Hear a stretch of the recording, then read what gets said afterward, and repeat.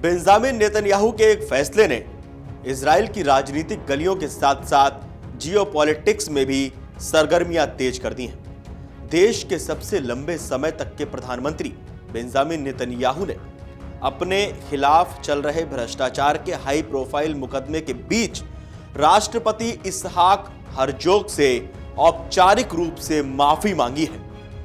विशेषज्ञों के मुताबिक यह खबर केवल एक राजनीतिक घटना नहीं है, बल्कि एक ऐसे नाटकीय मोड़ की कहानी है जो इजराइल के इतिहास में पहले कभी नहीं देखा गया।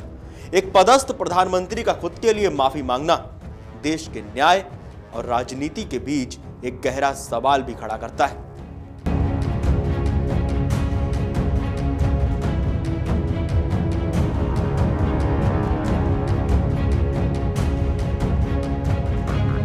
दशकों का सफर और आरोपों का साया रहा है बेंजामिन नेतन्याहू पर।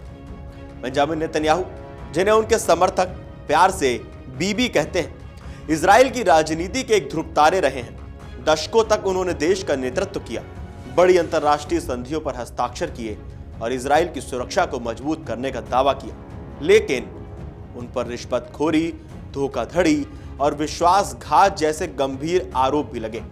इन आरोपों के तहत उन पर मई 2020 में औपचारिक रूप से मुकदमा शुरू हुआ था। ये मामले कई अलग अलग स्कैंडलों से जुड़े हैं। केस 1000, जिसमें उन पर अमीर समर्थकों से महंगे सिगार, शैंपेन और गहने जैसे तोहफे स्वीकार करने का आरोप है। केस 2000, जिसमें कथित तौर पर एक प्रमुख इजरायली अखबार के प्रकाशक के साथ उनके पक्ष में सकारात्मक कवरेज सुनिश्चित करने के लिए डील करने की बात कही गई है। केस 4000, इसे सबसे गंभीर माना जाता है। रिपोर्ट्स के मुताबिक इस केस में उन पर मीडिया को अपने कब्जे में लेने का आरोप है। हालांकि नेतन्याहू ने लगातार इन सभी आरोपों को राजनीतिक विरोधियों की साजिश करार दिया है, जिनका उद्देश्य उन्हें सत्ता से हटाना है, ऐसा दावा है नेतन्याहू का। लेकिन युद्ध के बीच अदालत का अखाड़ा। नेतन्याहू का मुकदमा कई बार टला है, विशेष रूप से अक्टूबर 2023 में हमास के साथ शुरू हुए युद्ध के कारण।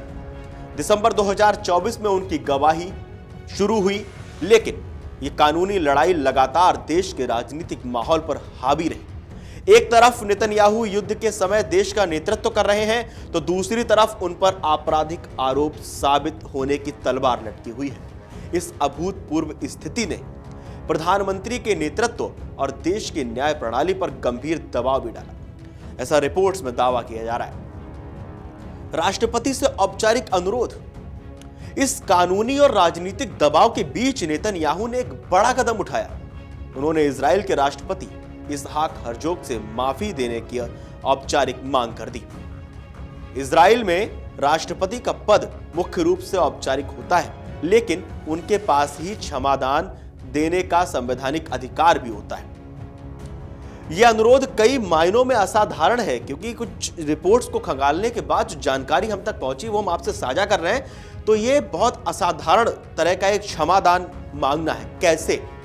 पदस्थ पीएम का अनुरोध। इजराइल के इतिहास में पहली बार हुआ है कि किसी पदस्थ प्रधानमंत्री ने अपने खिलाफ चल रहे आपराधिक मुकदमे के बीच खुद के लिए क्षमादान मांगा। दोष सिद्ध होने से पहले मांग। आमतौर पर क्षमादान की मांग तब की जाती है जब किसी व्यक्ति को दोषी ठहराया जा चुका हो या वो जेल जा चुका हो। लेकिन नेतन्याहू का अनुरोध मुकदमे के बीच में आया, जिसका अर्थ है कि वो संभावित दोष सिद्धि से पहले ही सुरक्षा चाहते हैं। यहां पर ट्रंप की वकालत और कुछ राजनीतिक प्रभाव भी रिपोर्ट्स के मुताबिक सामने आ रहे हैं। इस तरह का एंगल भी निकल के आ रहा है। रिपोर्ट्स में जो दावा किया जा रहा है वो ये है कि अनुरोध ऐसे समय में आया है जब इजराइल के करीबी सहयोगी अमेरिकी राष्ट्रपति डोनाल्ड ट्रंप ने भी सार्वजनिक रूप से और निजी तौर पर राष्ट्रपति हर्जोग से नेतन्याहू को माफ करने का आग्रह किया था। ट्रंप ने नेतन्याहू के खिलाफ मामले को राजनीतिक और अनुचित बताया था। नेतन्याहू की पार्टी लिकुड के कई कैबिनेट मंत्रियों ने भी राष्ट्रपति को पत्र लिखकर क्षमादान देने की मांग की थी, जिससे इस मुद्दे पर राजनीतिक दबाव और ज्यादा बढ़ गया। अब राष्ट्रपति के सामने भी दुविधा है। वो क्या? क्योंकि अब सबकी निगाहें राष्ट्रपति हर्जोग पर टिकी हैं। उनके सामने एक बड़ी नैतिक और संवैधानिक दुविधा है। रिपोर्ट्स के मुताबिक नेतन्याहू को क्षमादान देना, इसका मतलब होगा कि देश की न्यायिक प्रक्रिया को दरकिनार करना और ये संदेश देना कि सत्ता में बैठे लोगों को कानून से छूट मिल सकती है। इससे न्यायपालिका और आम जनता के बीच विश्वास टूट सकता है। क्षमादान से इनकार अगर कर दिया तो इसका मतलब यह होगा कि वर्तमान प्रधानमंत्री को आपराधिक मुकदमे का सामना करने देना, जिससे उनकी राजनीतिक साख और नेतृत्व पर खतरा बना रहेगा, खासकर युद्ध के नाजुक दौर में। यानी राष्ट्रपति के कार्यालय ने पत्र मिलने की पुष्टि तो की है, लेकिन यह स्पष्ट किया है कि वे इस पर निर्णय लेने से पहले सभी कानूनी और नैतिक पहलुओं पर विचार करेंगे। आप लोगों को क्या लगता है इस पूरे मामले को लेकर, नेतन्याहू की माफी को लेकर? हमें कमेंट करके जरूर बताएं और देश और दुनिया की तमाम बड़ी खबरें जानने के लिए देखते रहिए अमर उजाला। अगर आप ये वीडियो YouTube पर देख रहे हैं तो हमारे चैनल को सब्सक्राइब कर बेल आइकन दबाएं और Facebook पर देख रहे हैं तो हमारे पेज को लाइक करें।